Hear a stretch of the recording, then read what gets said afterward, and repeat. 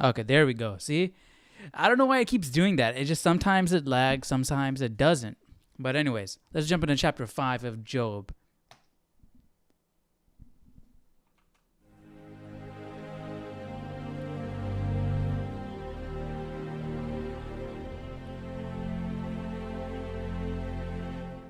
Call out now.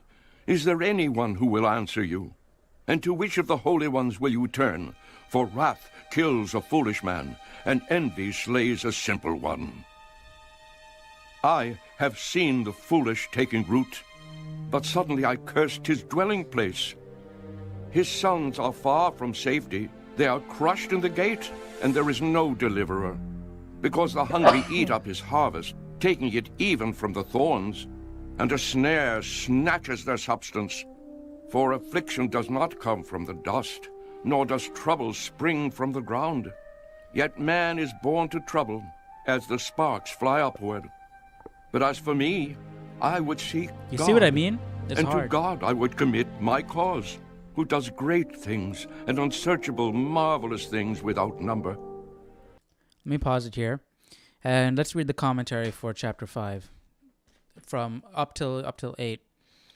Eliphaz's warning against appealing to holy ones or angels anticipates Job's later desire for a mediator. Okay, let's go back so we can see. Call out now. Is there anyone who will answer you? And to which of the holy ones will you turn? Okay, see, to which of the holy ones? Which angels? Which, right? You're only supposed to turn to God, right? So why are you calling out to angels? Is there anyone who will hear you? Was Job really calling out to anybody who would hear him? I thought he was just calling out to God. Eliphaz's warning against appealing to holy ones or angels anticipates Job's later desire for a mediator. Okay, later desire. So apparently he will ask for a mediator later on. Because maybe he believes that his voice is not getting to God, which is why he's continuing to suffer. So he would like a mediator to speak to God. So, Job will have some assurance that his message is getting to God. So if an angel can deliver the message to God, then, he can be a little bit more comforted that, God got the message and, maybe will reduce his suffering. Eliphaz begins another appeal to personal observation and experience. Eliphaz uses a play on the words ground and man, along with the repetition of the word trouble, to aid his argument that Job's trouble did not come out of nowhere, that is, spring from the ground. So Eliphaz is insinuating that Job is the cause of this. For wrath kills a foolish man, and envy slays a simple one. I have seen the foolish taking root, but suddenly I cursed his dwelling place. His sons are far from safety. They are crushed in the gate, and there is no deliverer, because the hungry eat up his harvest, taking it even from the thorns, and a snare snatches their substance. For affliction does not come from the dust, nor does trouble spring from the ground. So all the stuff that's happening, it just can't come from nowhere. There's why would all these things happen to you for absolutely no reason? It doesn't make any sense. So Eliphaz is insinuating that Job is the cause of it. But we know that Job is blameless. We know from the prologue at the beginning of Job that with the dialogue between the devil and God, that Job is blameless, right? Let's keep on going. Sparks fly upward. But as for me, I would seek God, and to God I would commit my cause. So it says here, oh my gosh. Yet man is born to trouble, as the sparks fly upward. Wait, for affliction does not come from the dust, nor does trouble spring from the ground. Yet man is born to trouble, and the sparks fly upward. Let's see the commentary for that. The word sparks may allude to the Ugaritic god of the underworld, who was supposedly responsible for plagues and lightning. A reference like this to mythology does not imply or endorse a belief in other gods. Well, we don't even know if it is alluding to a Ugaritic god of the underworld. A reference like this to mythology does not imply or endorse belief in other gods. Eliphaz is saying, just as a plague springs up from the demonic forces of hell, so does trouble come from a person's nature. Right, okay. Seek God, and to God I would commit my cause, who does great things and unsearchable, marvelous things without. So don't use a mediator. Don't go seeking these holy ones, these angels. Go straight to God. Number. He gives rain on the earth and sends waters on the fields. He sets on high those who are lowly, and those who mourn are lifted to safety. He frustrates the devices of the crafty so that their hands cannot carry out their plans. He catches the wise in their own craftiness, and the counsel of the cunning comes quickly upon them. They meet with darkness in the daytime, and grope at noontime as in the night. But he saves the needy from the sword, from the mouth of the mighty, and from their hand. So the poor have hope, and injustice shuts her mouth. Behold, happy is the man whom God corrects. Therefore do not despise the chastening of the Almighty. Right? Because you shouldn't feel bad if God corrects you. Because he is telling you what is right, what is good, what you should be doing. You know? That's just putting you on the best path possible for you. So you shouldn't take it like, oh, dang, I'm doing something wrong. Or, dang it, I was doing the best I could. Why am I being corrected? No. You know? He's putting you on the right path, what you should be doing. We should all want God's correction, I feel like. Behold, happy is the man whom God corrects. Therefore do not despise the chastening of the Almighty. For he bruises, but he binds up. He wounds, but his hands make whole. So is Eliphaz trying to insinuate that this is some type of correction that God is doing? That he is disciplining Job? Eliphaz insinuates that Job's suffering was a result of God chastening for his sin. He should not despise or reject what God was trying to teach him. Though it is true that God sometimes disciplines people for their sin through pain and suffering, Eliphaz was wrong to suggest that this was necessarily so in Job's case. The divine title Shaddai, translated Almighty, is used in Job 31 times, but only 17 times in all the rest of the Old Testament. Wow. That probably could be the case, could be due to how Job views God as the Almighty, right? The divine title Shaddai, right? He views God in that way. If this was written by Job, that would make sense. Yeah, who wrote Job, man? We need to figure it. I mean, we can't. I don't know. I don't know if there's a way to figure it out. I mean, many scholars still don't know.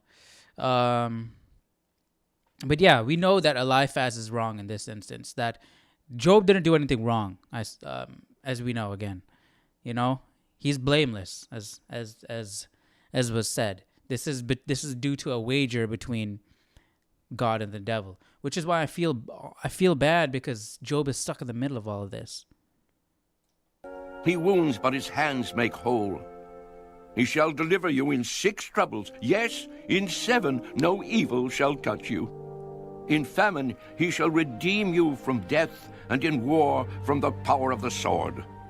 You shall be hidden from the scourge of the tongue, and you shall not be afraid of destruction when it comes. So Eliphaz is giving a sermon to Job here. He's pretty much saying, God has your back. God is going to deliver you. All you got to do is, take the punishment, learn, change your ways, stop sinning, and God will make you prosper. So, I mean, this is not... Eliphaz is misreading the situation here. Let's read what my Bible's got to say about this. Eliphaz states that God is the author of both pain and healing. God would heal the wounds he inflicted for a discipline. When God does allow pain to come into our lives, it is not to harm us, but to make us better. Yeah, right? Keep, again, with that whole, correction thing. You shall laugh at destruction and famine, and you shall not be afraid of the beasts of the earth. Right, because you know the end goal. You know the reason for all of it. So you have a completely different outlook when you see destruction and famine. For you shall have a covenant with the stones of the field, and the beasts of the field shall be at peace with you. You shall know that your tent is in peace. You shall visit your dwelling and find nothing amiss. The presence of stones in a field could make a land impossible to farm. Thus, the expression covenant with the stones of the field would mean being at peace and harmony, even with the destructive forces of nature, including the beasts of the field. So no matter what your surrounding is, being at peace. No matter all the distractions, all the horrible things going on around you, being at peace. That's hard to do. You shall also know that your descendants shall be many, and your offspring like the grass of the earth. You shall come to the grave at a full age, as a sheaf of grain ripens in its season. Behold, this we have searched out. It is true. Hear it, and know for yourself.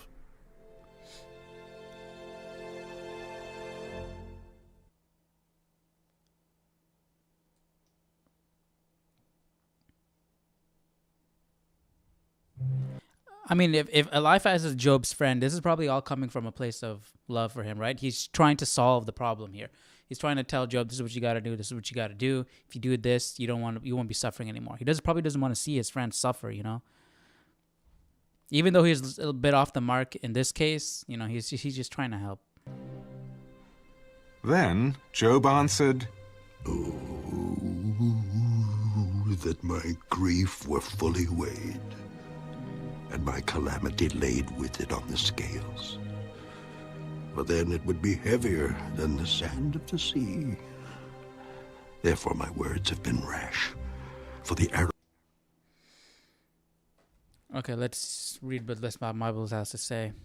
When Job answered, he did not respond directly to Eliphaz. This may be the reason the text does not specify a name here. I mean, it says then Job answered and said. So I'm assuming he is responding directly to Eliphaz. This may be the reason the text does not specify a name here. Job usually responded to all three of his friends, not to one individually. His friends, in turn, did not respond point by point to what Job said. Consequently, the dialogue is not so much a conversation between friends as it is a speech contest in which one speaker tries to win a debate and impress his audience with his rhetoric. We'll see for ourselves about that. We'll find out. "And the sand of the sea. Therefore my words have been rash, for the arrows of the Almighty are within me. My spirit drinks in their poison. The terrors of God are arrayed against me." So Job believes the terrors of God are arrayed against him. I guess they are, right? The boils, his children passing away, they all are against him in a way. He's not taking this too well. I mean, how can you? This is a really tough situation. Job's suffering was so intense that he portrayed it as caused by arrows of the Almighty that were dipped in poison. The arrows of the Lord are generally symbolic of his judgment. As we've seen in Deuteronomy 32, 23, and 42. Or wrath. So he believes that God is judging him, and this is his wrath being pierced into him, and my spirit drinks in their poisoned arrows coming at him. So they're not just, he's feeling it, and he's feeling the lingering pain. Dang, man. Job also assumes that God was required to reward the obedient and punish the guilty in this life, and he may have presumed that the Lord was punishing him unjustly. I mean, he's not far off, even after hearing what Eliphaz has said, that, you had to have done something wrong. That's why this is all happening to you. But we know, again, Job is blameless in this. And this is just, he's stuck between a wager that was made by God and the devil. The devil is doing all this to Job. So, man. So God's not punishing him. I feel like maybe if he knew that God wasn't punishing him, it would be easier. Like the mental load would be easier.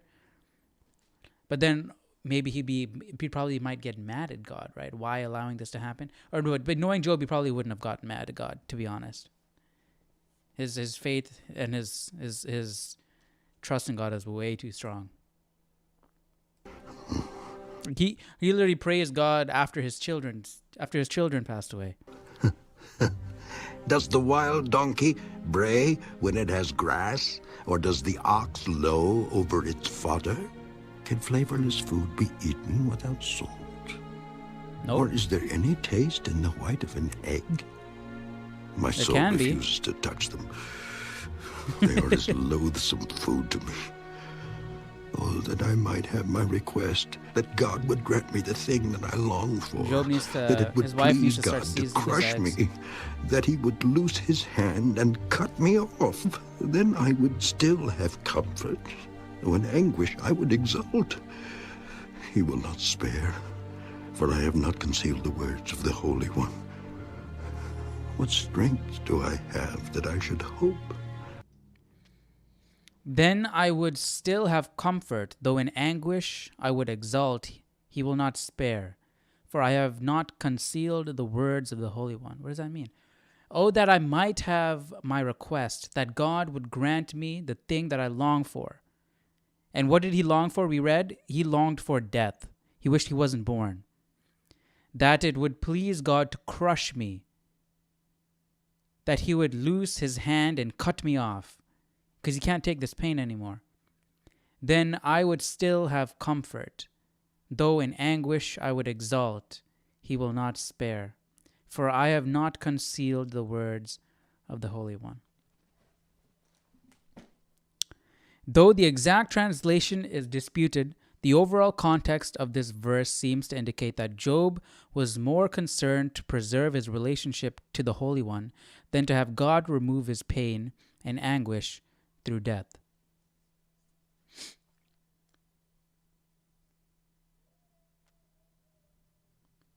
That's why it says, though in anguish I would exult,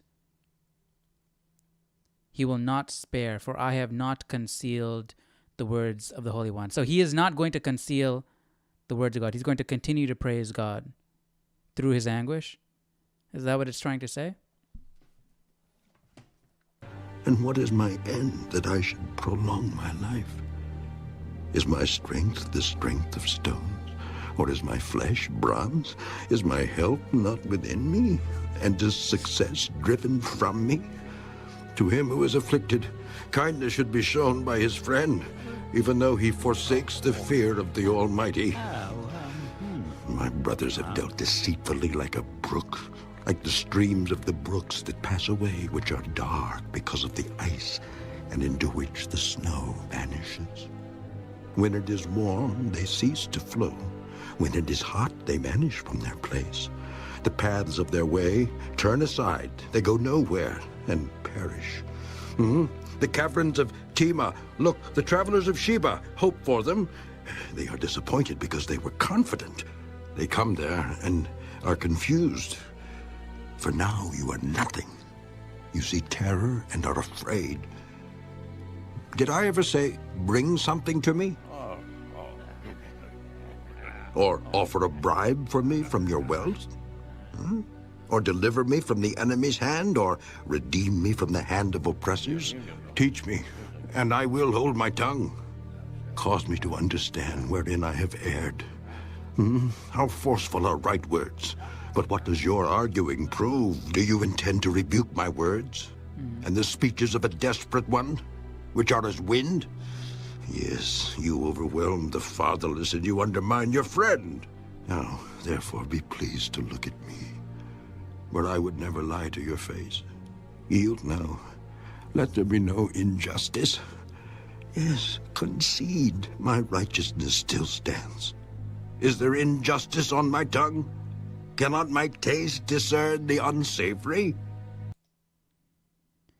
Yes, concede, my righteousness still stands. So he's trying to argue the point that he didn't do anything wrong. Is that what's going on here? See what I'm saying? Job is tough.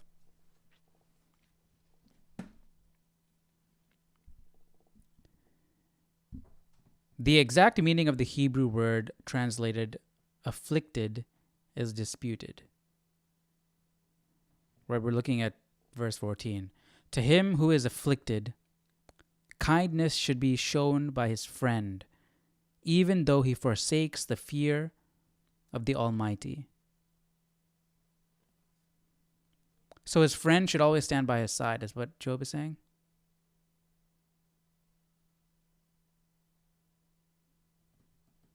But Job isn't forsaking the fear of the Almighty, so why is he even saying that? It may mean to melt. Thus, the idea could be failing or despairing. Verse 14 seems to be transitional, linking Job's despair with his disappointment.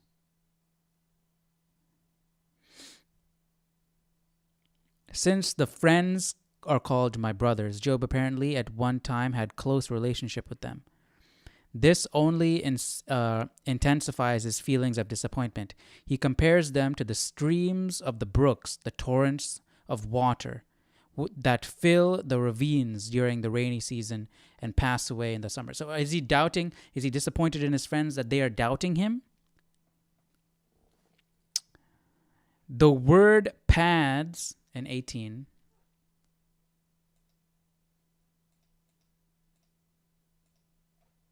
the paths of their way turn aside. They go nowhere and perish. The word paths in this verse concludes the imagery of empty ravines left by the seasonal streams called wadis, and links this section to the next.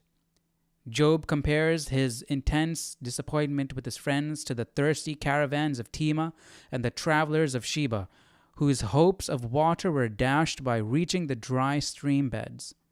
Tema was located in northern Arabia, and Sheba in southwestern Arabia. These caravans and travelers would have been familiar to his friends, since the story of Job most likely occurred near Edom in northern Arabia. When Job hoped to receive help from his three friends, they offered nothing.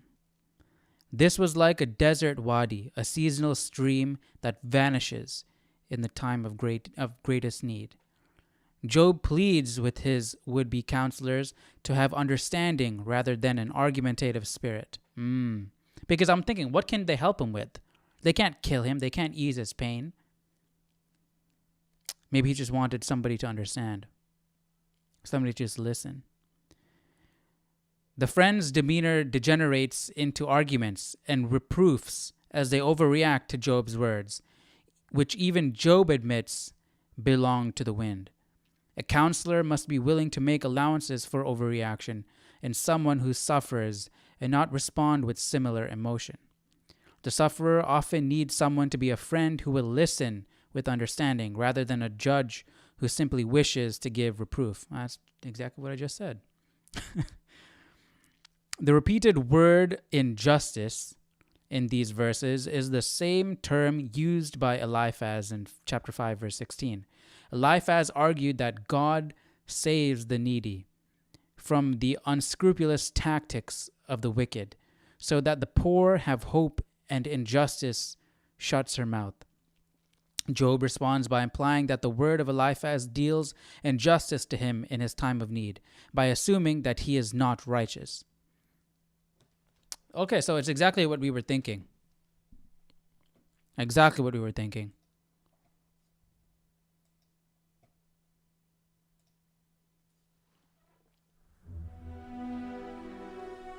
Is there not a time of hard service for man on earth?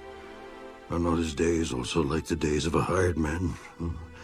Like a servant who earnestly desires the shade, and like a hired man who eagerly looks for his wages, so Job argues that his own lot is worse than the hard service of the hired laborer or the common slave. Job's use of the word servant is an ironic indicator that his life as God's servant has now become full of drudgery and slavery rather than joyous trust in the Lord. Let me read that again. Is there not a time of hard service for man on earth? Are not his days also like the days of a hired man? Like a servant who earnestly desires the shade, and like a hired man who eagerly looks for his wages. And my commentary again said, Job argues that his own lot is worse than the hard service of the hired labor or the common slave. Job's use of the word servant is an ironic indicator that his life as God's servant has now become full of drudgery and slavery rather than joyous trust in the Lord. Okay, so I feel like the commentary may be pushing it a little bit. I mean, I guess you could say that it's not full of what are the exact words said? Joyous trust in the Lord. I mean, he's not happy right now, okay? He is in pain, he's suffering right now. So he can't be dancing around happy, trusting God. Okay, yeah, I'm happy, I can, be peaceful, I'm trusting in God, right? Yeah, you can trust in God, but you're going to be miserable while you're trusting in this situation, It's hard to be calm and, What I think it's saying is it's going back to what he wants. He wants to die. He wants it all to be over. And he's just waiting and waiting and waiting for it, and it's not coming. Is there not a time of hard service for man on earth? Are not his days also like the days of a hired man, like a servant who earnestly desires his shade? So he's a servant, right? He's suffering, and he just wants his shade. He wants his reprieve from all this suffering. And like a hired man who eagerly looks for his wages, all this suffering, something should come out of this suffering. What is that? What is that? What is that thing? That's what he's waiting for. He looks for his wages, so I have been allotted months of futility, and wearisome nights have been appointed to me. When I lie down, I say, when shall I arise, and the night be ended? For I've had my fill of tossing till dawn. My flesh is caked with worms and dust. My skin is cracked and breaks out afresh. My days are swifter than a weaver's shuttle, and are spent without hope. Oh, remember that my life is a breath. My eye will never again see good. The eye of him who sees me will see me no more.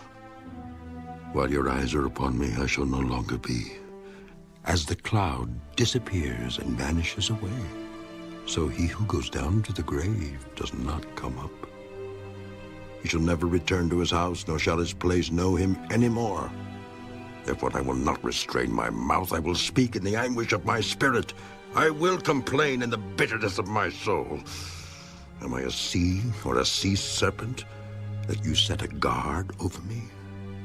When I say my bed will comfort me, my couch will ease my complaint, then you scare me with dreams and terrify me with visions, so that my soul chooses strangling and death rather than my body. I loathe my life.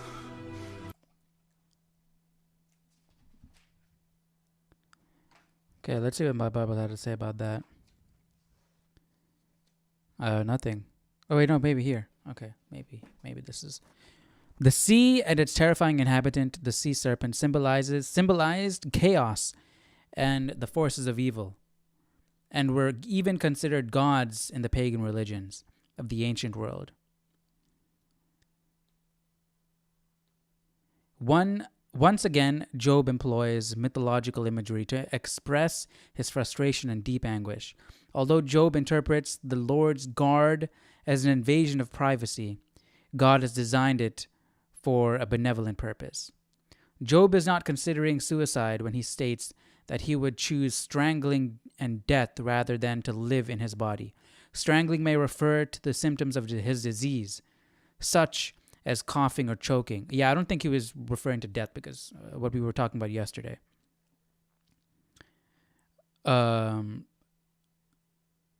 Such as coughing or choking, that he wishes God would use to kill him. These were, did we get to that? Not yet. Okay. But this part, that he didn't really talk about this. When I say, my bed will comfort me, my couch will ease my complaint, then you scare me with dreams and terrify me with visions, so that my soul chooses strangling and death rather than my body. Is he talking about before he got sick? That is when he used to enjoy himself, his friends would say, "Oh, what about this? What about this? What about this?" And then now, when he is wanting to be comforted, they're doing the opposite. Is that what this is going on here? I'm not entirely sure. Let me know what you guys think about that. Rather than my body. I loathe my life. I would not live forever. Let me alone, for my days are but a breath. What is man, that you should exalt him, that you should set your heart on him, that you should visit him every morning and test him every moment? How long? He's speaking directly to God. These are capital Y's. Would you not look away from me and let me alone till I swallow my saliva? So why do you keep testing me? Why do you keep pushing me? Why do you keep wanting to see how far you can go to the point where I will, throw my fist up at you? Why? Just let me go. So Job is looking at this as a test, and it is a test, except it's not coming from God. God already said he believes that Job can last. He's proving a point to Satan. Satan is pushing Job's buttons. See what I mean? This whole situation is not nice. Let me alone till I swallow my saliva. Have I sinned? What have I done to you, O watcher of men? Why have you set me as your target so that I am a burden to myself? Why then do you not pardon my transgression and take away my iniquity? But no, I will lie down in the dust. The worst part is, remember, God said, you can't kill him. So he doesn't know that he's not going to die. But Job doesn't know that he's not going to die. But no matter how much he's suffering right now, he's just going to continue because Satan is not going to let him die because God said he can't. So man, that's tough. But no, I will lie down in the dust. So the one thing he wishes for, he can't have. And all the things he doesn't want, he's having. See what this is Job. This whole situation is down in the dust, and you will seek me diligently, but I will no longer be. Man, it is sad.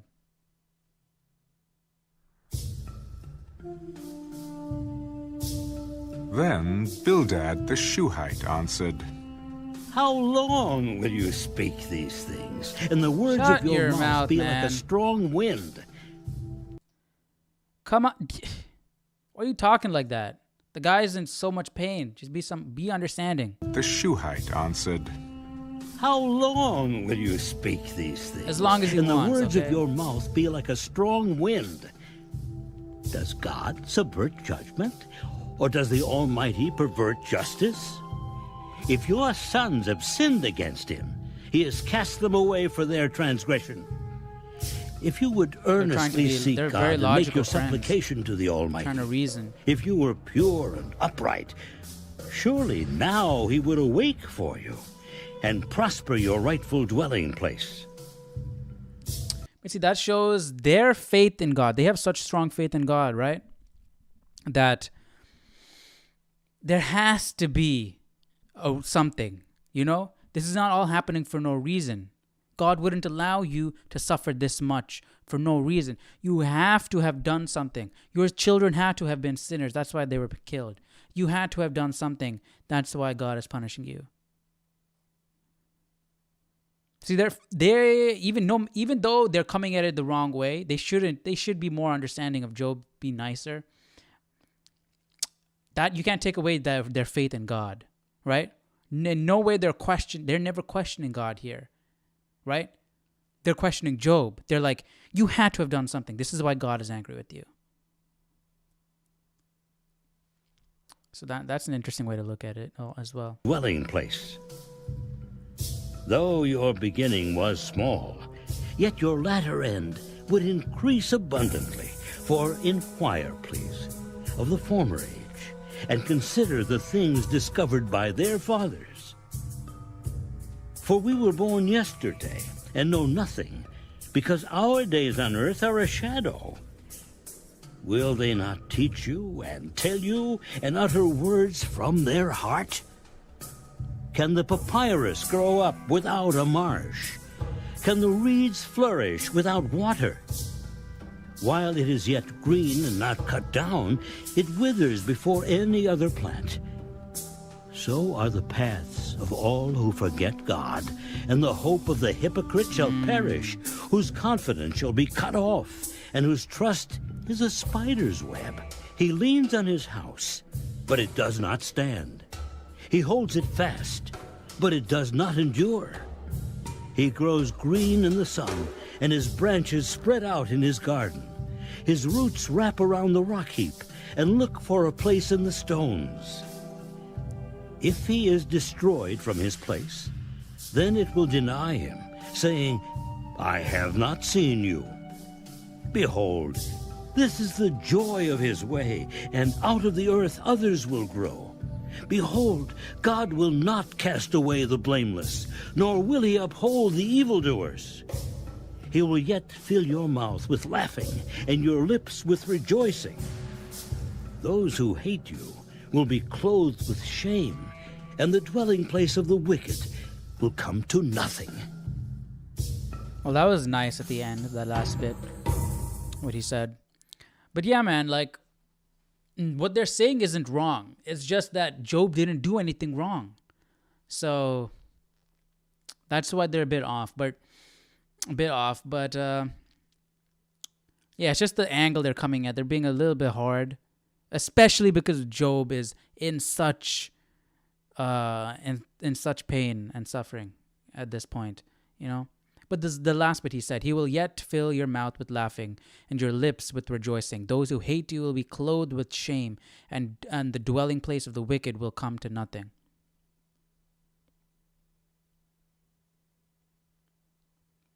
So God is not going to, he's saying, you know, God's not going to forsake you. You know, be good. He won't forsake you. So that's going to be it for chapter 8. Tomorrow we'll jump into chapter 9 with Job's response. This is where he's going to call out for a mediator. So and after that his other friend is going to speak, and then Job will respond again. So yeah, this is a lot. Come on, man. These dirty chats coming in the chat. I gotta delete them. I'll just disable the chat. But yeah, man, that's gonna be it for today. Hope you enjoyed it. I really did. It was really interesting. Like I said, Job is filled with stuff.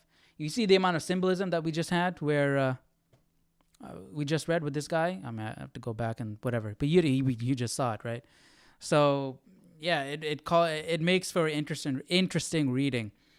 But But yeah, I hope you guys enjoyed it. Tomorrow we'll jump into chapter 9. We continue this conversation between Job and his friends, and we'll see where it goes. All right, and we'll see how Job's situation ends up. Right, how it all comes and turns around. So I hope you guys enjoyed that. I'll see you guys tomorrow for chapter 9. I hope you guys have a great rest of your day. All right, take care. Bye bye.